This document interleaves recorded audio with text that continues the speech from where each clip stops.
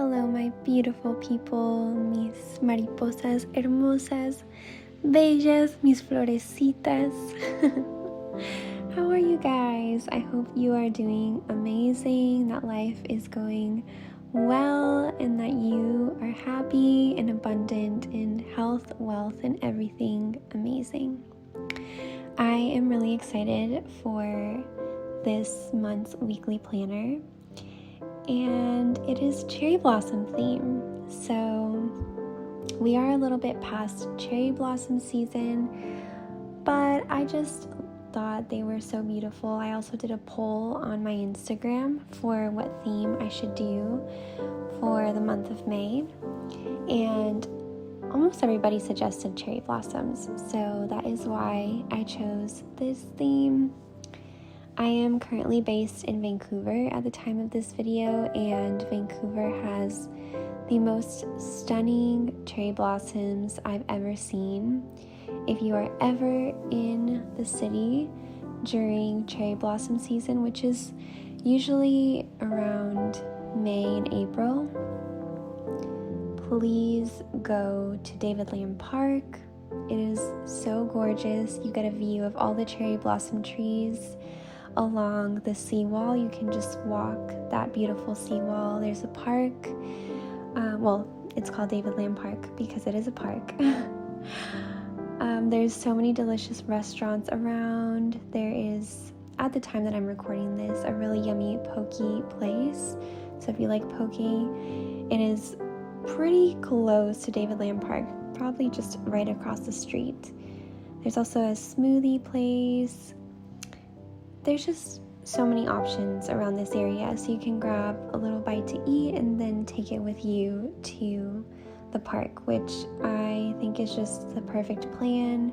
Get your friends together, or if you just want a solo date or you're solo traveling, why not go on your own? Put out a little picnic blanket. You could have some fun activities for yourself, like doodling and painting, or reading a book, or even just photography, and bask in the beauty of these gorgeous flowers. They are truly amazing.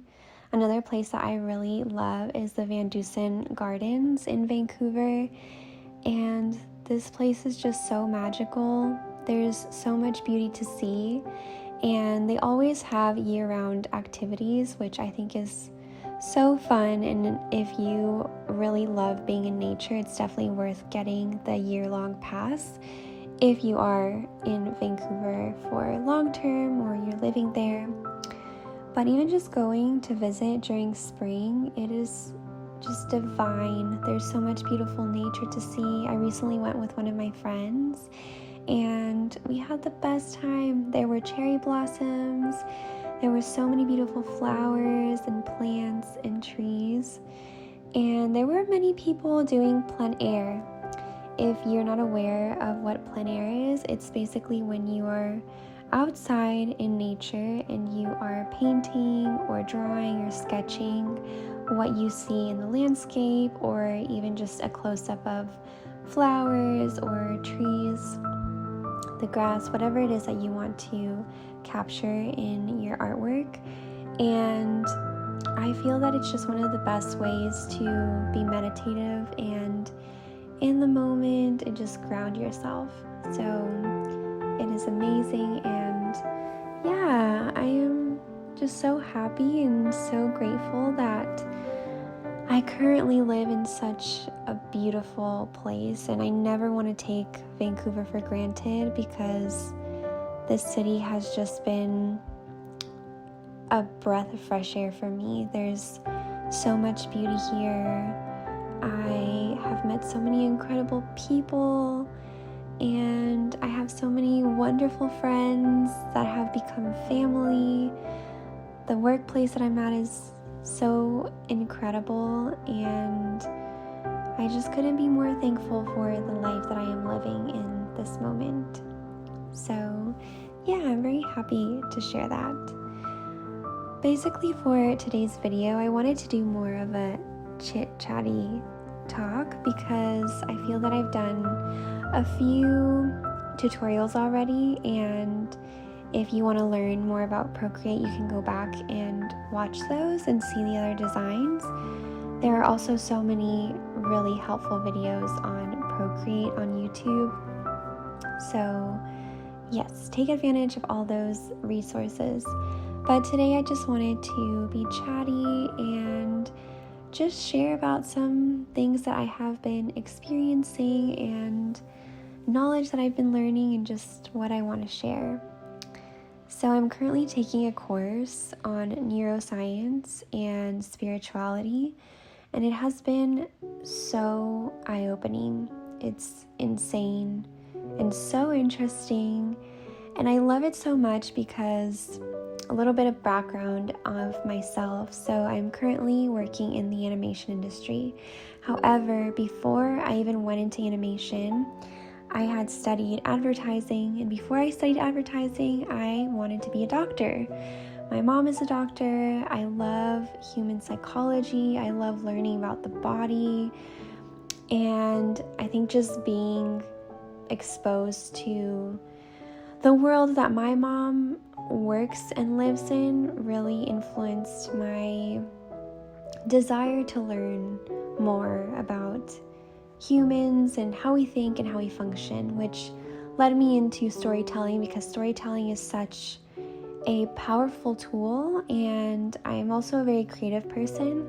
As you can see, I love drawing, I love creating things, I love art, I love planning, and yeah, that just all led me down to this path where I've kind of jumped around a few areas, but I finally landed into animation because I felt like it really, I guess, brought together everything that I'm interested in. So I love storytelling, like I had mentioned. I love human psychology, which it's so prevalent in the stories that I get to tell through the shows that I work on. The current show I'm on is for little kids, and it's so cute and I love it. And there's always fun and crazy things happening, but it's so interesting to see the psychology behind why they choose certain things to happen within the show, why they choose certain things not to happen, because they want to educate kids in a way that enlightens them towards helping others, being kind, being community oriented, and just avoid influencing people to go towards I guess violence. Yeah, that's just the point of it. How you can be a hero in your community is basically what my show is about. And so going back to this course that I'm taking, I think it's just so interesting because it dives into the way our brains work. And I think neuroscience is so fascinating because our brains are basically like little moldable Play-Dohs. You have so much control over many things that you don't realize. Of course, there's so many things that are out of our control, but there are so many things that are within our control, and that can definitely shape the way we move within a space and how we perceive reality and how we believe about ourselves and what we believe about ourselves. And I wanted to share something that's been very powerful for me, and I think goes very hand in hand with intentions. With planning. I'm like getting it ahead of myself, but basically there's this very powerful thing that you can do, which is setting intentions. And why is this powerful, you might ask? Well, our brains have a brainstem, and in this brainstem there is a part of the brain called the reticular activating system, or the RAS. And this part of your brain is what filters our reality. So if you have been raised in an environment where there was a lot of instability, or there were always threats around and you just felt unsafe, and you grew up in that space and just continued, kind of observing things to be as threats or be unreliable or scary, your brain, your reticular activating system, naturally begins creating a filter where it searches for these threats. And it does this because it's trying to protect you. It's trying to keep you safe. And what is so powerful about intentions is that you can decide what your brain is going to filter out and what it's going to filter in. So if you have become aware of certain patterns that you repeat, for example, maybe you are a very friendly person, you love making friends, but then when it comes to getting really close to them, opening up about yourself, being vulnerable, you shrink away, you get distant, you ghost them, and you're just like, no, I can't. What's probably happening is that in your reticular activating system, there is a filter that says, I can make friends, but I just cannot get close to them, because getting close to them means they have the opportunity to hurt me or to run away or be unreliable. And so when you realize these things, that your brain is just repeating loops that it has been trained to create and to sustain, it just becomes very easy for that to be your reality. And so you can use intentions to begin to change what you are filtering in your brain. So say that you have moved to a new city, or you're starting a new school, or I don't know, you just met a new friend. You can set the intention that you will be open-minded and vulnerable with yourself and with others, so that you can form deeper, more loving connections. And when you repeat this intention to yourself, because that's another key, repetition is so important, your brain begins to create a new pattern, a new cycle. It's almost like a computer. You are creating a certain code. So you're basically updating the code that you have naturally in your brain from your childhood or whatever experience you might have had previously. You can review that code and see, okay, what is this code telling my brain, or what is my brain creating with this code? What is the reality that I'm currently living in when I get close to friends, or when I eat this kind of food, or when I am on my own? And by analyzing that, you can begin to see the patterns and then see opportunities for where you can create a new pattern. And I just think that is so powerful and so amazing. And the reason why this goes so well with planning out your weeks and putting all your to-dos and your tasks onto your weekly planner or your calendar is many times we'll see a huge to-do list, a chunk of tasks that we need to accomplish, and we start to feel anxiety because it just feels like so much. This definitely happens to me so often, where I just get really overwhelmed by looking at a huge list of things to do. And so an intention that you can choose to take on could be, I am going to choose 3 important tasks that I can start today. And by choosing specific words and making sure you're choosing them lovingly, because you always want to set an intention out of love for yourself.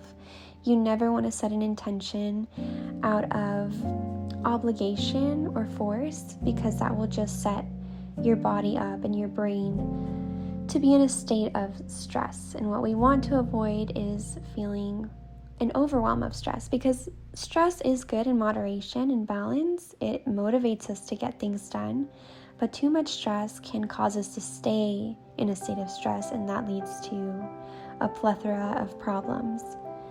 And so going back to the intention, You can choose an intention that will help you feel calm when it comes to approaching these tasks that you want to do, and also something that can feel realistic. So saying I'm going to choose 3 tasks that I can start today is very helpful, because instead of saying I'm going to choose 3 tasks to finish today, you're saying I'm going to choose three tasks to focus on that I can start today. And that gives you the opportunity to just get started on them. Because sometimes, actually the majority of times, we write down tasks that actually require many steps, and we just expect ourselves to one and done it, to just sit down, get it done in an hour, 3 hours, whatever, and have it done forever. But that is another really interesting thing that I've been learning. What matters more than actually accomplishing the task is the effort you put in to accomplishing the task. So say that you have a creative project you've been wanting to start, or you have a big paper to write.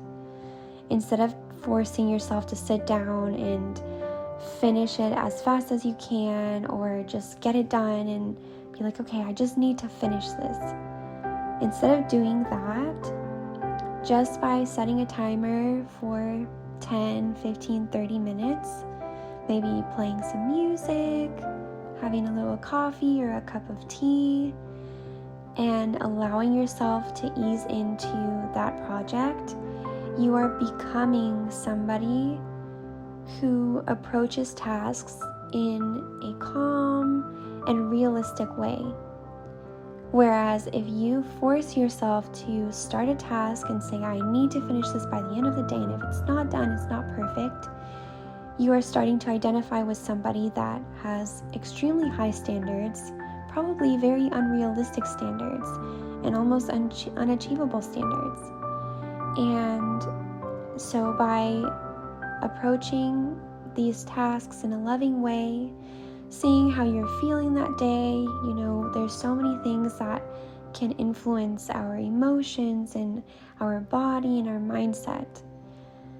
Being able to give yourself that grace to just start on a task, not having to finish it. Of course, you'd like to set a deadline so you can have, a date that you're looking forward to finish this task. But knowing that by starting the task, you can slowly build up a habit to work on this creative project. It could be that you tell yourself every Monday, Wednesday, and Friday, I'm going to work on my creative project for 15 to 30 minutes. And by doing these little things, improving your self-talk, setting an intention, acting out of love, easing into a project, setting a time limit for yourself, you're able to create an environment where you can thrive.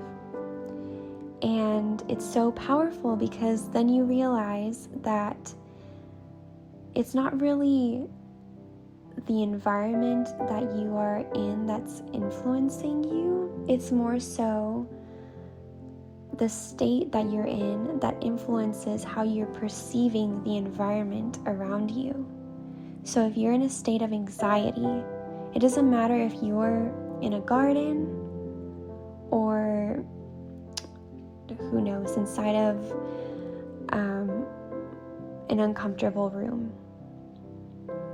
When you are able to do small actions and you tell yourself, okay, I'm going to set a timer to focus on my task, or I am going to look for all the beautiful pink things in this room.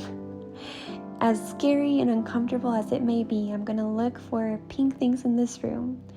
Or being outside in a garden and you might be feeling anxious for some reason, but you tell yourself, I am going to notice all the beautiful flowers in this garden.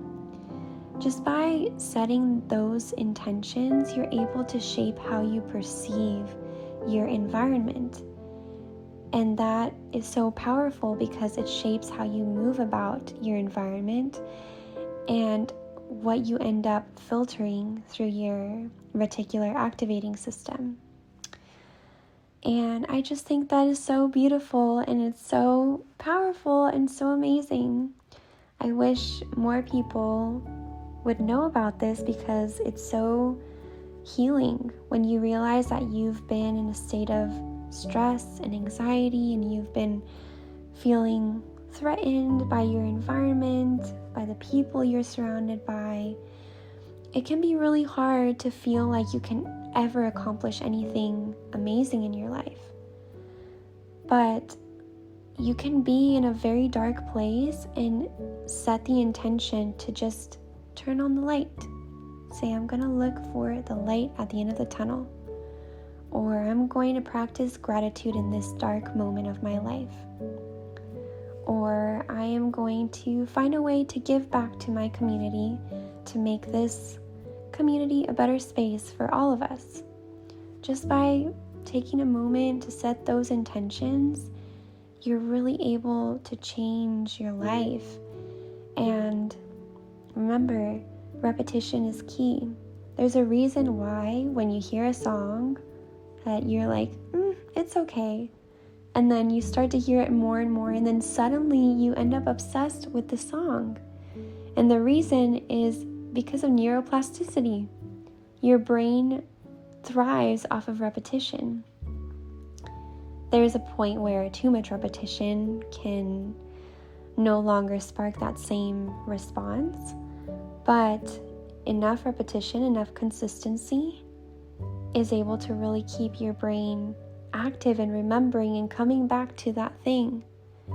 So, yeah, next time you are setting up your weekly planner, or you have a huge project coming up, or there's just a project or a task you've been wanting to accomplish because you know you're going to feel amazing after you accomplish it, sit down and think about your intention. Really feel that intention in your body.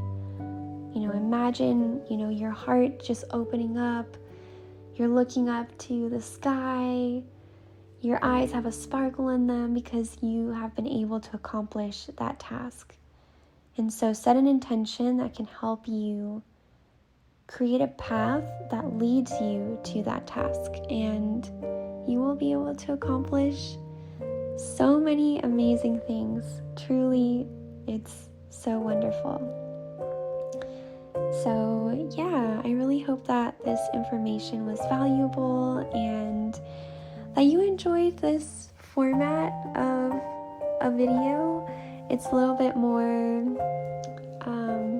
chatty, not so much tutorial based, but I just think these things are so important and so powerful, and they are things that maybe they taught us in school, but who knows, maybe we weren't paying attention, or I don't know. But yeah, I think it's just so great when you realize that there are some things you are in control of, and how you talk to yourself and how you choose to perceive things are just a few of the things that you can control. And I will leave you with that beautiful knowledge. I hope you enjoyed my TED Talk, and if you got to the end of this video, you can comment down your intention for the rest of this week. And if you feel so generous, let me know what other designs you would like to see for weekly planners. I am thinking about doing one for ajolotes or axolotls from Mexico because they are so cute. But if you have any other ideas, please let me know. And yeah, I'll see you guys in my next video. Thank you so much for watching and for being here. And remember that you are amazing and you have the power to make an amazing life, to live an amazing life. I love you. Adios.